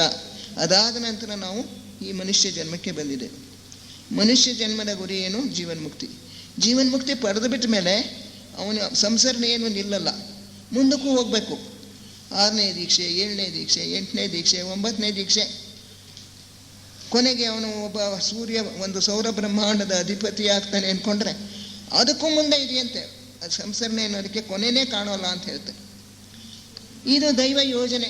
ಒಂದೊಂದಾಗಿ ವರ್ಗಗಳನ್ನು ದಾಟ್ಕೊಂಡು ಎಲ್ಲ ಜೀವಿಗಳು ಮೇಲ್ಮೇಲಕ್ಕೆ ಹೋಗಬೇಕು. ಈ ಪ್ರಪಂಚದಲ್ಲಿ ಅನೇಕ ಮೆಟ್ಲಾಗಿ ಮೇಲ್ಮೇಲಕ್ಕೆ ಹೋಗುವಂಥದ್ದು ಈ ಸಂಸರಣೆ. ಇದೇ ದೈವ ಯೋಜನೆ. ಈ ದೈವ ಯೋಜನೆಯನ್ನು ಕಾರ್ಯಗತ ಮಾಡೋಕ್ಕೋಸ್ಕರ ಮಹರ್ಷಿಗಳು ತಮ್ಮನ್ನು ತಾವು ಅರ್ಪಣೆ ಮಾಡ್ಕೊಂಡಿದ್ದಾರೆ. ನಾವು ನಮ್ಮನ್ನು ಸಂಪೂರ್ಣವಾಗಿ ಅರ್ಪಣೆ ಮಾಡ್ಕೋಬೇಕು. ಇದು ಈಶ್ವರ ಪ್ರಣಿಧಾನ. ಹೀಗೆ ನಮ್ಮನ್ನು ನಾವು ಅರ್ಪಣೆ ಮಾಡ್ಕೊಂಡ್ಬಿಟ್ಟಾಗ ನಮ್ಮಲ್ಲಿ ವೈರಾಗ್ಯ ತನಗೆ ತಾನೇ ಉತ್ಪತ್ತಿಯಾಗೋ ಪ್ರಾರಂಭ ಆಗುತ್ತೆ. ನಾನು ಅನ್ನೋದು ಕರಗೋಗ್ತಾ ಬರುತ್ತೆ. ನನ್ನ ಗುರಿ ಅನ್ನೋದು ಏನೂ ಇಲ್ಲ, ನನ್ನ ಇಚ್ಛೆ ಅನ್ನೋದು ಏನಿಲ್ಲ. ನಾನು ಆ ಭಗವಂತನ ಒಂದು ಅಂಶವೇ. ಆದ್ದರಿಂದ ಆ ಭಗವಂತನ ಇಚ್ಛೆ ಏನಿದೆಯೋ ಅದೇ ನನ್ನ ಇಚ್ಛೆಯೂ ಕೂಡ. ಅದೇ ನನ್ನನ್ನು ನೂಗ್ತಾ ಇರೋದು. ಈ ಕೆಲಸ ಮಾಡು, ಆ ಕೆಲಸ ಮಾಡು, ಮುಂದಕ್ಕೆ ಹೋಗು, ನಿನ್ನನ್ನು ನೀನು ಶುದ್ಧಿ ಮಾಡ್ಕೋ. ಯಾವುದು ಹೇಳ್ತಾ ಇರೋದು? ನಮ್ಮ ಅಂತಃಪ್ರೇರಣೆ. ಅದು ಬಂದಿರೋದು ದೈವೇಚ್ಛೆಯಿಂದ. ನಮ್ಮೊಳಗೆ ಕೆಲಸ ಮಾಡ್ತಾ ಇರೋದು ಆ ದೈವೇಚ್ಛೆನೇ.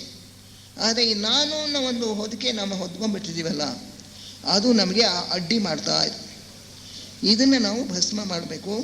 ನಮ್ಮನ್ನು ನಾವು ಸಂಪೂರ್ಣವಾಗಿ ಭಗವಂತನಿಗೆ ಪ್ರತಿದಿನವೂ ಅರ್ಪಣೆ ಮಾಡಿಕೊಂಡು ಈ ದಿನ ನಿನ್ನ ಯೋಜನೆಯನ್ನು ಕಾರ್ಯಗತ ಮಾಡೋಕ್ಕೋಸ್ಕರ ನಾನು ಬದುಕ್ತಾ ಇದ್ದೀನಿ, ಇದೇ ನನ್ನ ಗುರಿ ಜೀವನದಲ್ಲಿ ಅಂತ ಪ್ರತಿದಿನವೂ ನಾವು ಆ ರೀತಿ ಅರ್ಪಣೆ ಮಾಡ್ಕೊಳ್ತಾ ಹೋದರೆ ನಮ್ಮಲ್ಲಿ ಪರಿಶುದ್ಧತೆ ಬರೋದು ಸುಲಭ ಆಗುತ್ತೆ, ಆಸೆಗಳನ್ನು ಗೆಲ್ಲೋದು ಸುಲಭ ಆಗುತ್ತೆ.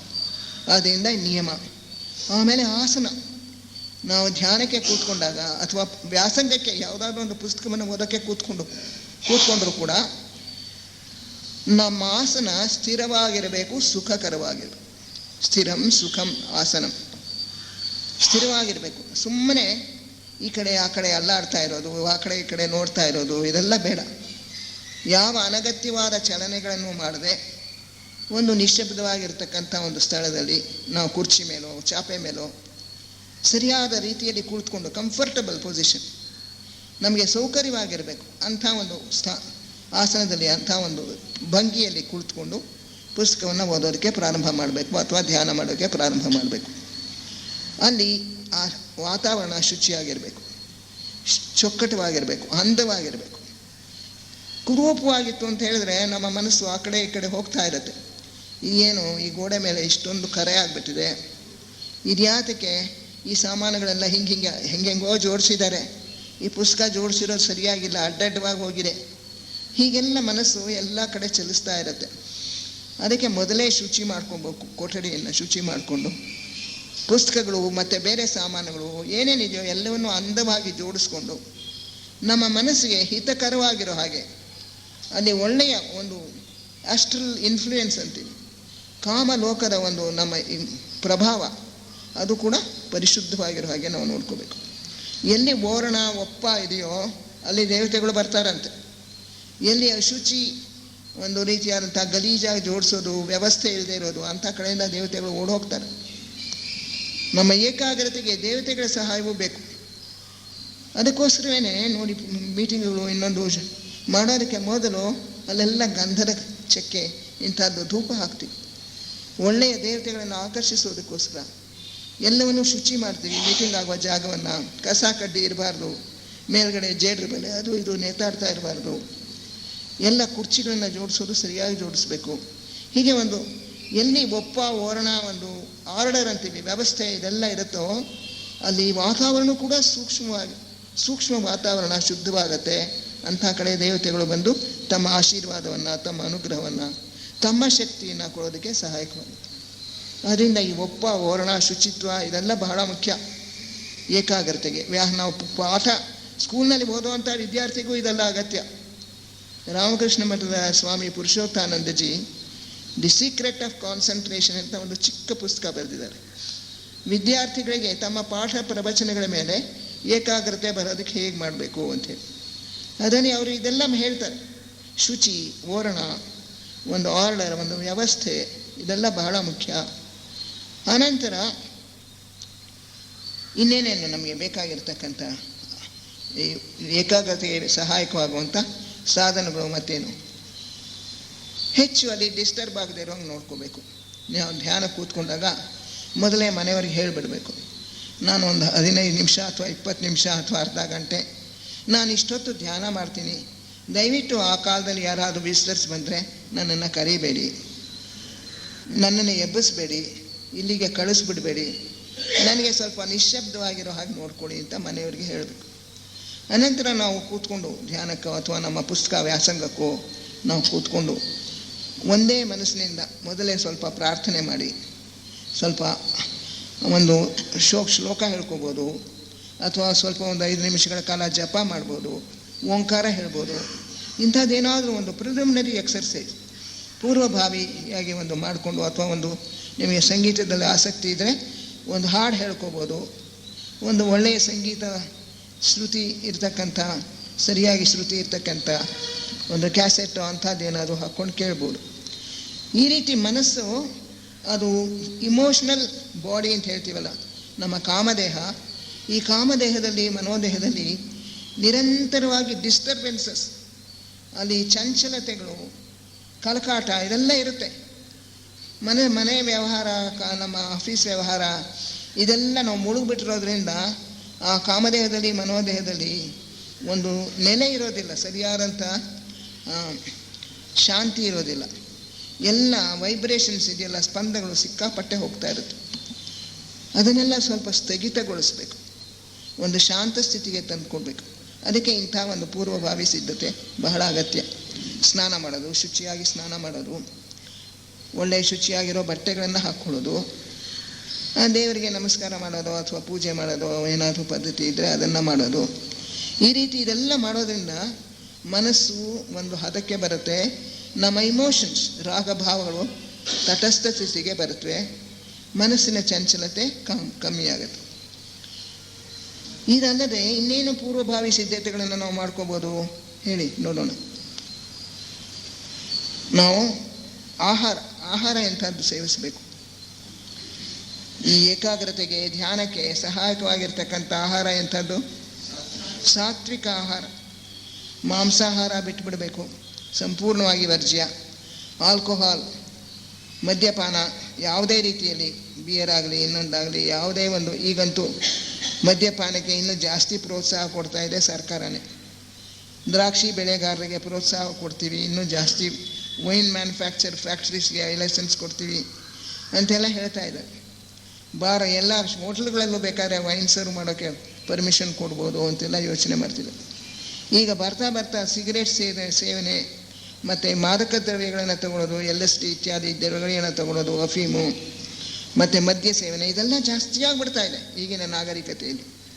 ಆದರೆ ಅಧ್ಯಾತ್ಮ ಜೀವನಕ್ಕೆ ಇದು ಯಾವುದೂ ಕೂಡ ಸರಿ ಹೋಗೋದಿಲ್ಲ. ಮಕ್ಕಳಿಗೂ ಕೂಡ ಇಂಥ ದುರಭ್ಯಾಸ ಬರದೇ ಇರೋ ಹಾಗೆ ನಾವು ಬಹಳ ಎಚ್ಚರದಿಂದ ಇರಬೇಕು. ಅವರ ವ್ಯಾಸಂಗ ಕೂಡ ಇದು ಪೋಷಕವಲ್ಲ, ಅವರ ವ್ಯಾಸಂಗಕ್ಕೂ ಇದರಿಂದ ಧಕ್ಕೆ ಉಂಟಾಗುತ್ತೆ. ಅದರಿಂದ ಚೆನ್ನಾಗಿ ವ್ಯಾಸಂಗ ಮಾಡಬೇಕು ಅನ್ನೋ ವಿದ್ಯಾರ್ಥಿಗಳು ಕೂಡ ಇವುಗಳಿಂದ ದೂರ ಇರಬೇಕು. ಅಧ್ಯಾತ್ಮ ವಿದ್ಯಾರ್ಥಿಗಳಂತೂ ಪೂರ್ತಿ ಇದನ್ನು ವರ್ಜಿಸಿಬಿಡಬೇಕು. ಸಾತ್ವಿಕ ಆಹಾರ, ಪರಿಶುದ್ಧವಾದಂಥ ತಾಜಾ ಆಹಾರ, ಹೆಚ್ಚು ಹುಳಿ, ಖಾರ, ಸಿಹಿ ಇತ್ಯಾದಿ ಜಾಸ್ತಿ ಇಲ್ಲದೆ ಇರತಕ್ಕಂಥ ಆಹಾರ. ಇದು ನಮ್ಮ ಸ್ಥೂಲ ದೇಹದ ಅಗತ್ಯಗಳನ್ನು ಪೂರೈಸುವಂಥದ್ದಾಗಬೇಕು. ನ್ಯೂಟ್ರಿಷಸ್ ಇರಬೇಕು, ಪೋಷಣೆ ಇರಬೇಕು. ಆದರೆ ರಜಸ್ ತತ್ವಕ್ಕೆ ಪೋಷಣೆ ಕೊಡಬಾರ್ದು. ನಾವು ಖಾರ, ಉಪ್ಪು, ಹುಳಿ ಜಾಸ್ತಿ ತಿಂದಷ್ಟು ಕೂಡ ನಮ್ಮಲ್ಲಿ ರಜಸ್ ಸ್ವಭಾವ ಜಾಸ್ತಿ ಆಗುತ್ತೆ, ಅದು ಹೆಚ್ಚುತ್ತೆ. ಈರುಳ್ಳಿ, ಬೆಳ್ಳುಳ್ಳಿ ಇಂಥದ್ದು, ಆಮೇಲೆ ಹಾಳಿಸಿರೋ ಪದಾರ್ಥಗಳು, ಇದನ್ನೆಲ್ಲ ನಾವು ತಿಂದರೆ ತಾಮಸ ಪ್ರವೃತ್ತಿ ಜಾಸ್ತಿ ಆಗುತ್ತೆ. ಯೋಚನೆ ಮಾಡಬೇಕಾದ್ರೆ ಮೆದುಳು ಶುದ್ಧವಾಗಿರಬೇಕು. ಮೆದುಳು ಅದು ಕೂಡ ಸಾತ್ವಿಕ ಅಣುಗಳಿಂದ ಕೂಡಿರಬೇಕು.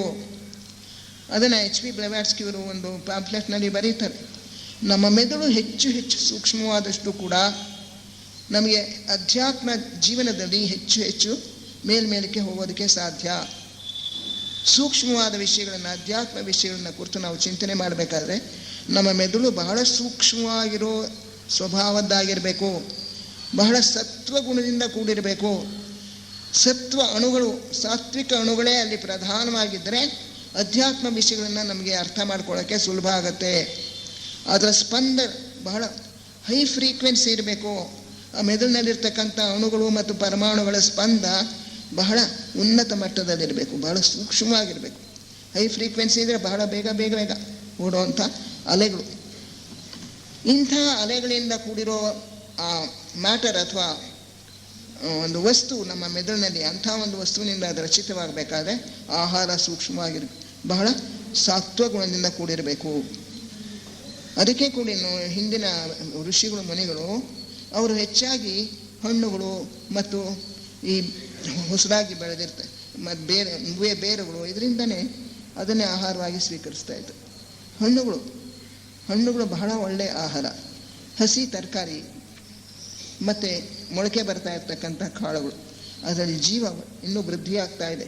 ಅದನ್ನು ತಿಂದರೆ ನಮ್ಮ ಜೀವಕ್ಕೆ ಚೆನ್ನಾಗಿ ಪೋಷಣೆ ಸಿಗುತ್ತೆ, ಜೊತೆಗೆ ಸತ್ವಗುಣದಿಂದ ಕೂಡಿರುತ್ತೆ. ಹಾಲು, ಈ ರೀತಿ ಬರೀ ಸಾತ್ವಿಕ ಆಹಾರದಿಂದ ನಮ್ಮ ಶರೀರವನ್ನು ನಾವು ಪೋಷಿಸಿದ್ರೆ ನಮ್ಮ ಮೆದುಳು ಬಹಳ ಸೂಕ್ಷ್ಮವಾದ ವಸ್ತುವಿನಿಂದ ರಚಿತವಾಗುತ್ತೆ. ಆಗ ನಮಗೆ ಮನಸ್ಸಿನಿಂದ ಮೇಲಕ್ಕೆ ಏರೋದಕ್ಕೆ ಸಾಧ್ಯವಾಗುತ್ತೆ, ಅನುಕೂಲವಾಗುತ್ತೆ. ಅದರಿಂದ ಆಹಾರ, ವಸ್ತ್ರ, ಉಡುಪು, ಪರಿಸರ ಇವುಗಳ ವಿಷಯ ಎಲ್ಲ ನಾವು ಗಮನ ಕೊಡಬೇಕು. ನಿಶ್ಶಬ್ದವಾಗಿರುವಂಥ ಸ್ಥಳದಲ್ಲಿ ಕೂತ್ಕೋಬೇಕು. ಪೂರ್ವಭಾವಿಯಾಗಿ ಒಂದು ಶ್ಲೋಕ ಇಂಥದ್ದು ಹೇಳಿಕೊಂಡು ಅಥವಾ ಓಂಕಾರವನ್ನು ಹೇಳಿ ಅನಂತರ ನಾವು ಧ್ಯಾನಕ್ಕೆ ಕೂತ್ಕೋಬೋದು. ಇನ್ನು ಏಕಾಗ್ರತೆಗೆ ಸಹಾಯವಾಗುವಂಥ ಬೇರೆ ಏನು ವಿಷಯಗಳಿದೆ ಹೇಳಿ? ಸಹಾಯಕ ಸಾಧನಗಳು, ಇವೆಲ್ಲವೂ ಕೂಡ ಸಹಾಯಕ ಸಾಧನಗಳು. ಆಹಾರ, ನಮ್ಮ ಶುಚಿತ್ವ, ಉಡುಪು, ಪರಿಶುದ್ಧ ವಾತಾವರಣ. ಅದರೊಳಗೂ ಕೂಡ ಈಗ ಲೌಡ್ ಸ್ಪೀಕರು ಇನ್ನೊಂದು ಹಾಕ್ಬಿಡ್ತಾರೆ. ಇಂಥ ಒಂದು ಪರಿಸರದಲ್ಲಿಯೂ ಕೂಡ ನಮ್ಮ ಮನಸ್ಸು ಚಂಚಲವಾಗದೇ ಇರಬೇಕಾದ್ರೆ ಹೆಚ್ಚಿನ ಸಾಧನೆ, ಬಹಳ ಹೆಚ್ಚಿನ ಒಂದು ಮಟ್ಟದ ಸ್ಥೈರ್ಯ ಇರಬೇಕು ಮನಸ್ಸು. ಜೊತೆಗೆ ವೈರಾಗ್ಯ, ಇಂದ್ರಿಯ ನಿಗ್ರಹ. ಇಂದ್ರಿಯ ನಿಗ್ರಹದಿಂದ ಎಷ್ಟು ಪ್ರಯೋಜನ ಆಗುತ್ತೆ ಅಂತಂದರೆ ಮನುಷ್ಯನಿಗೆ ತನ್ನ ಮೇಲೆ ಸಂಪೂರ್ಣ ಸ್ವಾತಂತ್ರ್ಯ ಬಂದ್ಬಿಡುತ್ತೆ. ನಮ್ಮ ನಾಲಿಗೆಗೆ ನಾವು ದಾಸರಾಗ್ಬಿಟ್ಟಿದ್ದೇವೆ. ಅನೇಕರು ಒಳ್ಳೆಯ ರುಚಿಯಾದಂಥ ತಿಂಡಿ ಸಿಕ್ಕಿದ್ರೆ ಅದನ್ನು ಬಿಡೋಕ್ಕೆ ಮನಸ್ಸು ಬರೋದಿಲ್ಲ. ಡಯಾಬಿಟೀಸ್ ರೋಗ ಇದ್ದರೂ ಕೂಡ ಪರವಾಗಿಲ್ಲ, ಒಂದು ಸ್ವಲ್ಪ ಇವತ್ತು ಇನ್ಸುಲಿನ್ ಜಾಸ್ತಿ ತಗೊಂಡ್ಬಿಡ್ತೀನಿ ಅಂತ ಹೇಳಿಬಿಟ್ಟು ಆ ಮೈಸೂರು ಪಾಕೋ ಜಿಲೇಬಿನೋ ತಿಂದ್ಬಿಡೋದು. ಅನೇಕರು ಮಾಡ್ತಾರೆ ಈ ಕೆಲಸ. ಈ ಇಂದ್ರಿಯ ನಿಗ್ರಹ, ನಮ್ಮ ನಾಲಿಗೆ ಚಾಪಲ್ಯವನ್ನು ಗೆಲ್ಲೋದು, ಇದಕ್ಕೆಲ್ಲ ನಾವು ಪ್ರಾಶಸ್ತ್ಯವನ್ನು ಕೊಡಬೇಕಾಗತ್ತೆ. ಅಭ್ಯಾಸ ಇದೆಲ್ಲ ಸೇರಿಕೊಳ್ಳುತ್ತೆ. ಇದೆಲ್ಲನೂ ನಮ್ಮ ಆಸೆಗಳು, ಅದ್ರ ಮೇಲೆ ಒಂದು ನಮಗೆ ಕಂಟ್ರೋಲ್ ಇರಬೇಕು. ಒಳ್ಳೆ ಉಡುಪು ಧರಿಸ್ಬೇಕು, ಚೆನ್ನಾಗಿ ಕಾಣಬೇಕು, ಒಡವೆಗಳು ಹಾಕ್ಕೋಬೇಕು, ಒಂದು ಒಳ್ಳೆ ಕಾರ್ ಕೊಂಡ್ಕೋಬೇಕು, ಇತ್ಯಾದಿ ಆಸೆಗಳನ್ನೆಲ್ಲ ನಿಗ್ರಹಿಸಬೇಕು. ಎಲ್ಲ ರೀತಿಯಾದಂಥ ಇಂದ್ರಿಯ ನಿಗ್ರಹ, ಬ್ರಹ್ಮಚರ್ಯ. ಕೊನೆಯಲ್ಲಿ ಬ್ರಹ್ಮಚರ್ಯ ಬಹಳ ಅಗತ್ಯವಾಗತ್ತೆ. ಅದುವರೆಗೂ ಕೂಡ ಮಿತವಾದ ಲೈಂಗಿಕ ಸುಖವನ್ನು ಅನುಭವಿಸೋದು, ಅದು ಕೂಡ ಧರ್ಮಸಮ್ಮತವಾಗಿರ್ತಕ್ಕಂಥದ್ದು, ಹೊರಗಡೆ ಹೋಗೋದಲ್ಲ. ಹೀಗೆ ಬ್ರಹ್ಮಚರ್ಯ, ಇಂದ್ರಿಯ ನಿಗ್ರಹ, ಇವುನ್ನೆಲ್ಲ ಅಭ್ಯಾಸ ಮಾಡಿಕೊಂಡ್ರೆ ಇದೆಲ್ಲ ಸಹಾಯಕ ಸಾಧನಗಳು ಏಕಾಗ್ರತೆಗೆ. ಇಷ್ಟೆಲ್ಲ ಮಾಡ್ಕೊಂಡ್ಮೇಲೆ ನಮ್ಮ ಮನಸ್ಸು ಹೇಗೆ ಅದನ್ನು ಸ್ವಾಮಿ ವಿವೇಕಾನಂದರು it is like A search light ಅಂತಾರೆ. ಸರ್ಚ್ ಲೈಟ್ ಅಂದರೆ ನೀವು ನೋಡಿರ್ತೀರಿ ಎಲ್ಲ ಕಡೆ ದೊಡ್ಡ ದೊಡ್ಡ ಹಾಲ್ಗಳಲ್ಲಿ ಅಥವಾ ರಾತ್ರಿ ಹೊತ್ತು ಸರ್ಚ್ ಲೈಟ್ ಹಾಕಿರುತ್ತೆ. ಎಲ್ಲಿ ಹಾಕಿರ್ತಾರೆ? ಸಮುದ್ರ ತೀರದಲ್ಲಿರ್ತಕ್ಕಂಥ ಲೈಟ್ ಹೌಸ್. ಆ ಲೈಟ್ ಹೌಸ್ನಲ್ಲಿ ಬಹಳ ಬಲವಾಗಿರ್ತಕ್ಕಂಥ ಒಂದು ಸರ್ಚ್ ಲೈಟ್ ಹಾಕಿರ್ತಾರೆ. ಅಡಿಯಾರು ಹೋಗಿ ನೋಡಿದರೆ ನೀವು ನೋಡಿರ್ಬೋದು. ಅಲ್ಲಿ ಆ ಸರ್ಚ್ ಲೈಟು ಹಿಂಗಿಂದ ಹೀಗೆ ತಿರುಗ್ತಾ ಇರುತ್ತೆ. ಹಡಗುಗಳಿಗೆ ಇಲ್ಲಿದ್ದೀನಿ ಅಂತ ಅದಕ್ಕೆ ತೋರಿಸ್ಬೇಕು, ಇದೇ ಮೇಲೆ ಚೆನ್ನೈ ಬಾರ್ಡರ್ ಇದು, ಇಲ್ಲಿ ಸಮುದ್ರ ಇಲ್ಲಿಗೆ ಮುಗಿಯುತ್ತೆ ಅಂತ ಅವರಿಗೆ ದಿಕ್ಕು ತೋರಿಸೋದಕ್ಕೋಸ್ಕರ ಆ ಸರ್ಚ್ ಲೈಟು ಅನೇಕ ಮೈಲಿಗಳ ದೂರ ಹೋಗುತ್ತೆ ಅದರ ಬೆಳಕು. ಈ ಮನಸ್ಸು ಅನ್ನೋದು ಒಂದು ಸರ್ಚ್ ಲೈಟ್ ಇದ್ದ ಹಾಗೆ. ಅದನ್ನು ನಾವು ಹೇಗೆ ಈ ರೀತಿಯಾಗಿ ಒಂದು ಪೀನ ಮಸೂರ ಹೇಗೆ ಸೂರ್ಯನ ಕಿರಣಗಳನ್ನೆಲ್ಲ ಒಂದೇ ಬಿಂದುವಿನಲ್ಲಿ ಶೇಖರಿಸುತ್ತೋ ಹಾಗೆ ಇದನ್ನು ನಾವು ತಯಾರು ಮಾಡಿಕೊಂಡ್ರೆ ನಮ್ಮ ಮನಸ್ಸು ಅದು ಒಂದು ಪೀನ ಮಸೂರ ಆದರೆ it becomes like A search light. ಬಹಳ ಪ್ರಖರವಾದ ಬೆಳಕನ್ನು ಬೀಳುವಂಥ ಒಂದು ಉಪಕರಣ ಆಗುತ್ತೆ. ಅದನ್ನು ಯಾವ ವಿಷಯದ ಮೇಲೆ ನಾವು ಯೋಚನೆ ಮಾಡೋಕ್ಕೆ ಬಿಡ್ತೀವೋ ಆ ವಿಷಯವನ್ನು ಅದರ ಮೇಲೆ ಪೂರ್ತಿ ಪ್ರಕಾಶ ಮಾಡುತ್ತೆ, ನಮಗೆ ಅರ್ಥ ಆಗೋ ಹಾಗೆ ಮಾಡುತ್ತೆ ಮನಸ್ಸಿಗೆ. ಆಮೇಲಿಂದ ಅದರ ಆಳಕ್ಕೆ ಹೋಗುತ್ತೆ. ಅದರೊಳಗೆ ಆಳವಾಗಿ ಹುದುಗಿರ್ತಕ್ಕಂಥ ಸತ್ಯಗಳನ್ನು ನಮಗೆ ನೋಡೋದಕ್ಕೆ ಸಹಾಯ ಮಾಡುತ್ತೆ. ಅದರಿಂದ ಈ ಮನಸ್ಸನ್ನು ಒಂದು ಸರ್ಚ್ ಲೈಟ್ ಮಾಡ್ಕೊಳ್ಳಿ. ಅದರ ಎಲ್ಲ ಶಕ್ತಿಯನ್ನು ಕೂಡ ಒಂದೇ ಬಿಂದುವಿನಲ್ಲಿ ಶೇಖರ ಆಗೋ ಹಾಗೆ ನೀವು ಮಾಡ್ಕೊಳ್ಳಿ. ಪ್ರತಿದಿನವೂ ಕೂಡ ಇದನ್ನು ಅಭ್ಯಾಸ ಮಾಡಿ ಅಂಥೇಳಿ ಅರ್ನೆಸ್ಟ್ ವುಡ್ರವರು ಕಾನ್ಸಂಟ್ರೇಷನ್ ಅಂತ ಒಂದು ಚಿಕ್ಕ ಪುಸ್ತಕ ಬರೆದಿದ್ದಾರೆ. ಕನ್ನಡದಲ್ಲೂ ಅದು ತರ್ಜುಮೆ ಆಗಿರಬೇಕು, ಏಕಾಗ್ರತೆ. ಅದನ್ನು ನೀವು ಓದಿ ನೋಡಿ. ಅದರಲ್ಲಿ ಹಲವಾರು ಸಲಹೆಗಳನ್ನು ಅವ್ರು ಕೊಡ್ತಾರೆ.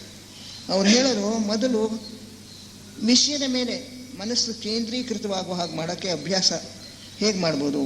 ಯಾವುದಾದ್ರೂ ಒಂದು ವಿಷಯ ಆರಿಸ್ಕೊಳ್ಳಿ, ನಿಮಗೆ ಆಸಕ್ತಿ ಇರುವಂಥ ಒಂದು ವಿಷಯ.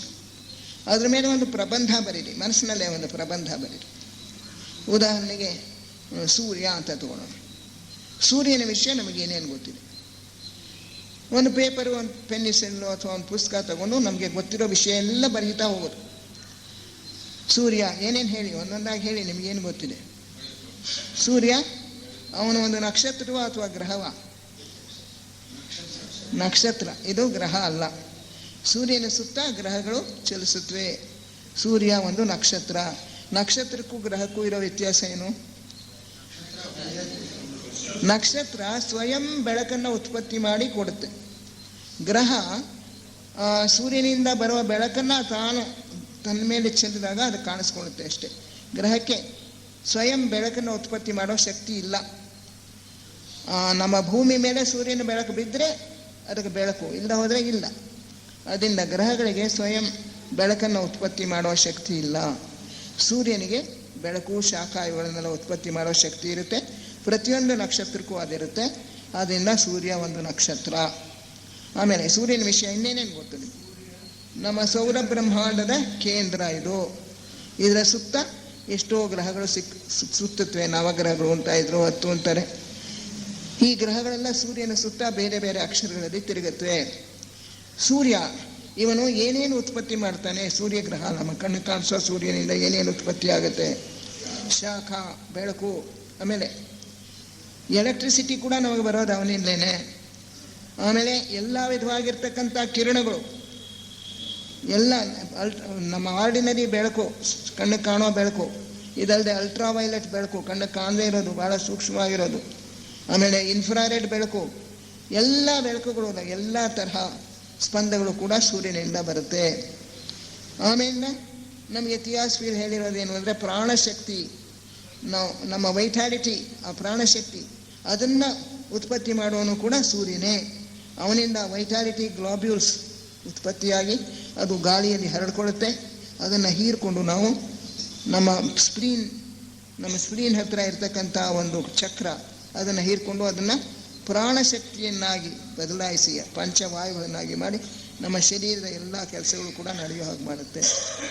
ಆಮೇಲೆ ಸೂರ್ಯ ನಮಗೆ ಅತ್ಯಂತ ಹತ್ತಿರದಲ್ಲಿರೋ ನಕ್ಷತ್ರ. ಬೇರೆ ನಕ್ಷತ್ರಗಳೆಲ್ಲ ಇನ್ನು ಹೆಚ್ಚು ದೂರದಲ್ಲಿವೆ. ಆಮೇಲೆ ಹೇಳಿ.